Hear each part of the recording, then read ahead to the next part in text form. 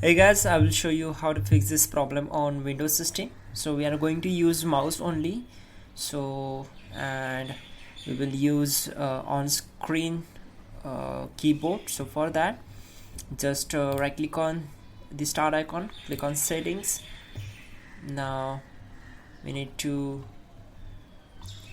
go to this this three line, then go for accessibility, then scroll down and find out keyboard, and we need to enable this option that will be on screen keyboard. So it will pop up a new window. You can use this keyboard to do the work, and to fix our main keyboard we are going to use this on screen keyboard. Now go to search bar and simply type your device manager, and from the search results click here to open it, and we need to minimize this one. Now expand keyboards, right click on it, select properties, go to drivers tab, click on update driver.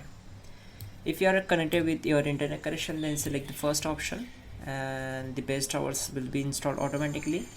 Now if this not work, go back, select the second option, click on let me pick from list of available, and then select this model, go to next, and the base drivers will be installed automatically. Now check out if keyboard is working or not. If this after upgrading the drivers still not working, then click on uninstall device, select uninstall. Now we need to restart our computer to fix this issue completely. So after restarting, the keyboard will start working. So we will say yes, and after restarting you can check out your keyboard, like typing anything. There we go, it's completely working, and yes, it's completely working. That's it guys. You can also check out our description link to fix this issue quickly and effectively, and don't forget to like the video. Please do subscribe the channel.